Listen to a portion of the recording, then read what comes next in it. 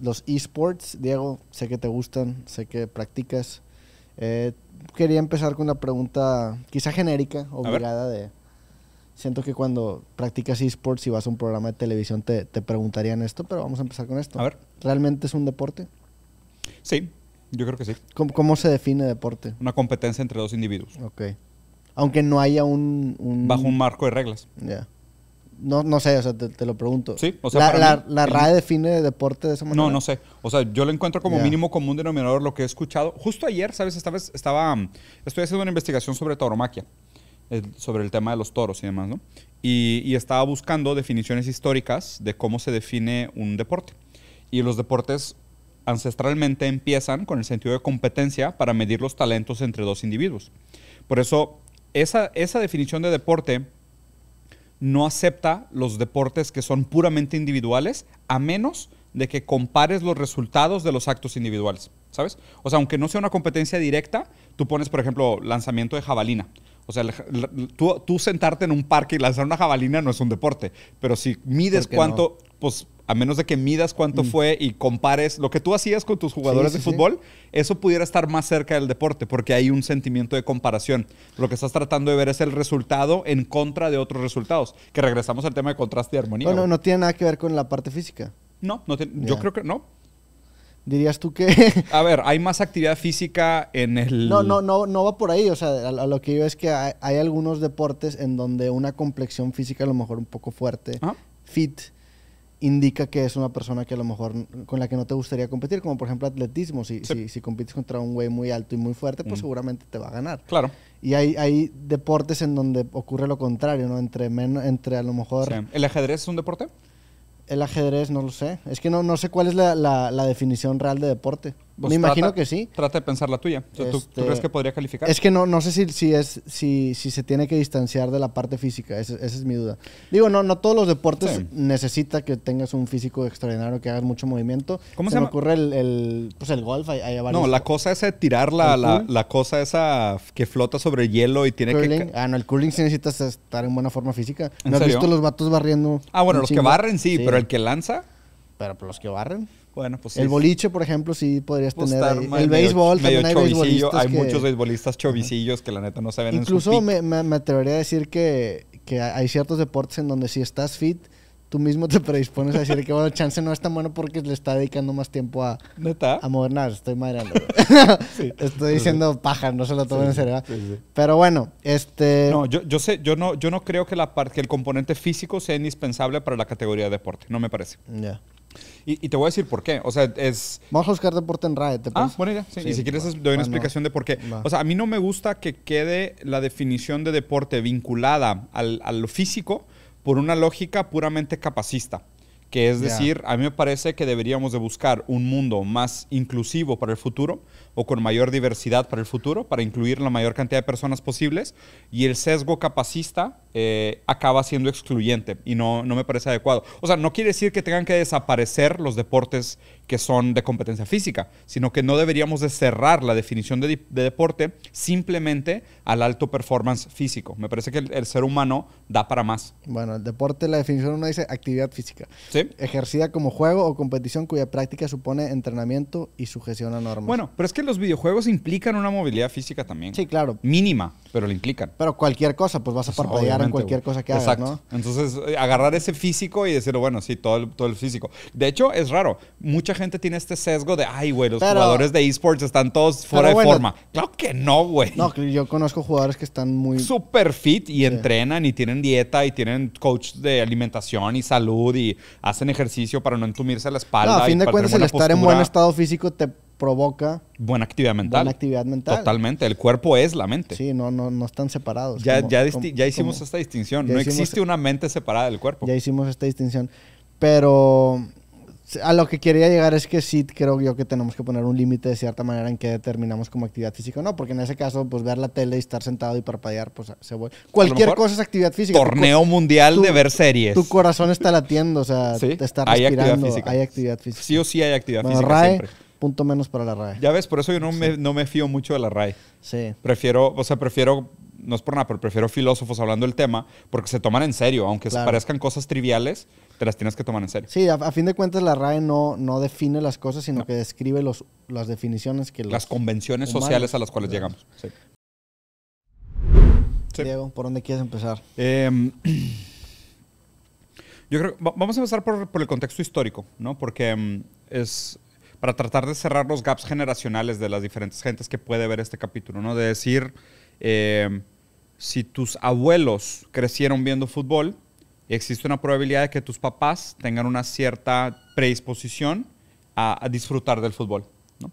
Y a nosotros nos tocó un cambio generacional que tiene mucho que ver con el mundo físico, histórico, de por qué los deportes suben y bajan de moda, ¿no? Lo que me parece interesante es pensar por qué algunos se conservan en moda, como el fútbol, que continúa siendo un deporte profundamente democrático, incluyente, donde pues, cualquier dos güeyes con una pelota o un güey con una pelota y una pared juega fútbol.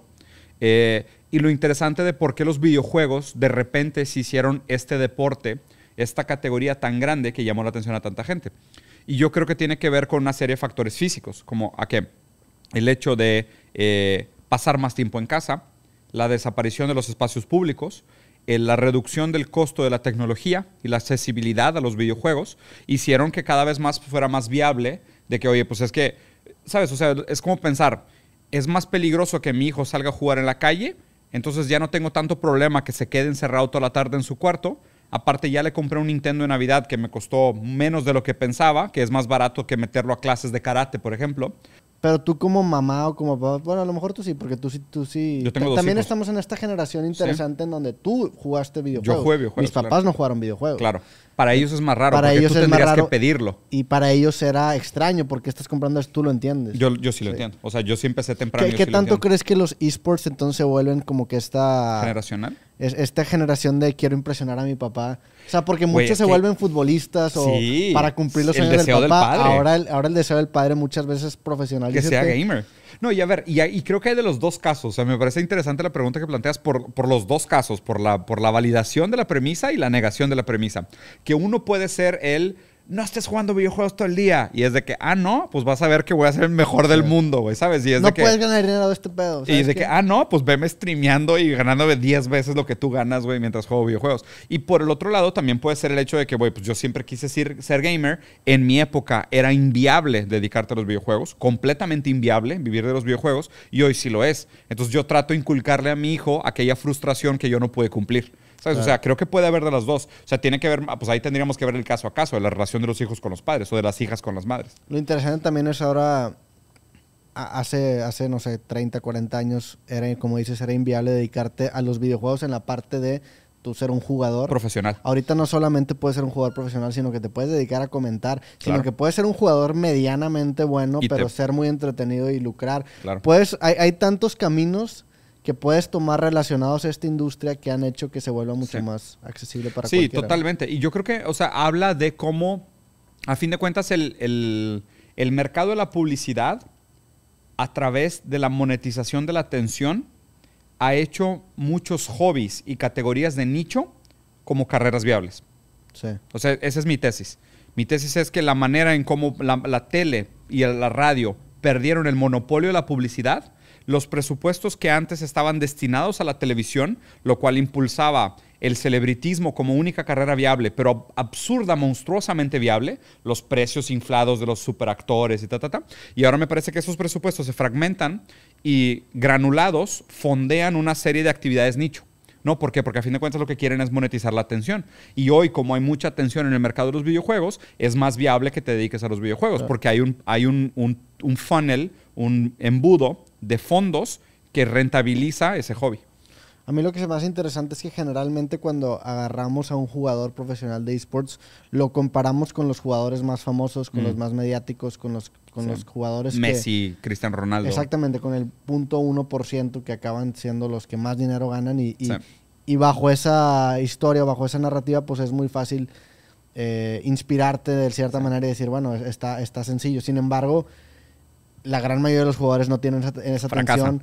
A lo mejor se dedican a juegos que son efímeros en el sentido de que en 3, 4 años ya no va a ser relevante. Sí. ¿Cómo pinta la carrera en ese sentido? ¿Tienes que ser un jugador que sea capaz de adaptarse a nuevos juegos? Sí. Obviamente las habilidades son extrapolables en el sentido de que si eres bueno en un juego, seguramente esas habilidades te van a favorecer. Sí. Hay una mayor probabilidad de que seas bueno en otro. ¿Cómo se estructura una carrera de un jugador medianón? Eso es lo raro de hablar de la categoría de esports y tratar de compararla contra un deporte. Porque tú no puedes comparar esports con fútbol o con básquet. Porque esports es como si fuera, por eso le dicen esports, porque es como si fuera hablar de deportes, pero de una manera digital. Es como si fuera una equivalencia de categoría, porque es una categoría de categorías, ¿no? Entonces, y acá todavía más rápido, porque las reglas del fútbol pues se han mantenido más o menos estáticas en casi toda su historia. Bastante estáticas. O sea, han cambiado muy poco, ¿no? Sí. De tipo regulaciones, la intervención del árbitro, los árbitros de apoyo. O sea, hay cosas que han ido modificándose, pero han sido cambios mínimos a través del tiempo. Acá no. Sí, acá hay juegos. Son más de cambios para poder implementar de mejor manera las reglas. Claro. Pues las reglas en sí casi no han cambiado. No, pero por ejemplo, cambia el hecho de que cuando un jugador se puede cambiar de equipo, el tema de los contratos, el tema de los patrocinios, ¿sabes? O sea, hay cosas también en el metajuego, que son las reglas que están por fuera de las reglas, que hacen que también la dinámica del juego se modifique un poco. Pero aún así, o sea, la premisa es que ha cambiado muy poco a través del tiempo. Y en los videojuegos es completamente al revés. Hay juegos que tienen patches, o sea, que tienen adecuaciones semanales, güey. Semanales, que es de que, no sé, estás jugando League of Legends, ¿no? Y hay una serie de, pues son estos, de que, pues, o sea, guerreros contra guerreros que están tratando de dominar la otra base y tienen que dominar un campo de batalla. Bueno, pues semanalmente casi te dicen de que, oye, hay un guerrero en específico que tiene una habilidad, que tiene una interacción con un ítem y una parte del mapa que genera una ventaja desproporcional y lo cambian. Entonces, el jugador, no solo el hecho de que tenga la capacidad mecánica de ejecutar su intención en el juego, sino que tiene que estar constantemente en sincronía con el metajuego para ver realmente cuáles son estos puntos que escapan los ajustes semanales para usarlos como estrategia para la victoria. Las vulnerabilidades para poder explotar y también no ser demasiado dependiente de esa vulnerabilidad para que cuando el próximo patch lo arreglen o lo quiten. No dependa de que, ay, güey, nomás ganabas porque estabas jugando el mono roto o el equipo más jalado del FIFA, güey, ¿sabes? Entonces, como que realmente fue la capacidad mecánica lo que brilló y no el hecho de que se aprovechó de una falla estructural del diseño del juego. Entonces, eso es lo que hace que para mí los esports primero tengan este dinamismo. O sea, raramente te vas a aburrir. Si te metes al tema de esports, no te la vas a acabar, güey. O sea, porque es demasiado dinámico. O sea, el cambio es demasiado frecuente y es demasiado entretenido ver de que, güey, es que la semana pasada estos güeyes dominaron. Pero demasiado en el sentido de demasiado. O sea, en el sentido malo de la palabra. No, en el sentido bueno de la palabra. Okay. O sea, que es dinámico, a diferencia de cómo se siente estático y lento el deporte tradicional versus lo rápido y dinámico que se siente el deporte electrónico. Ok, ¿y eso no involucra también tú como espectador el estar constantemente leyendo, investigando? Pero vivimos en una época de infodemia. Lo que la gente quiere es más sobre lo que ama. O sea, es lo difícil, ¿no? Porque, por ejemplo, si eres un fan del soccer, te metes a ver de que chismes de los jugadores y estadísticas históricas de los jugadores, pero no hay mucho que hablar sobre, güey, la siguiente semana el balón va a ser 3 milímetros más grande. De que, cabrón. ¿Qué tanto va a cambiar? Sacas, o sea, es de que, güey, ¿cómo que van a reducir el área chica?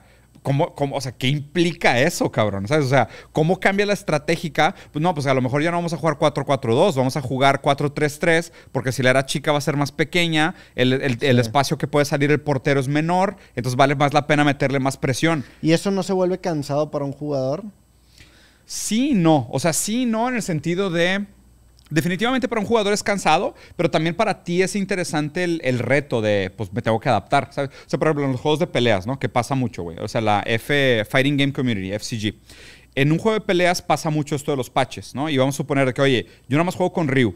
Y porque Ryu ahorita está en un buen lugar, es un buen mono, es fácil de usar, lo he usado toda la vida, lo he usado en todos los juegos de Street Fighter. ¿No? Muy mainstream. O sea, es el más mainstream. Sí, es el Shoto. O sea, el Shoto es el que tiene Hadouken, Shoryuken y Tatsumaki. Como irle a la América, por ejemplo. Y es como irle a la América, es lo más mainstream que existe. Pero no en todos los juegos Ryu ha sido top tier.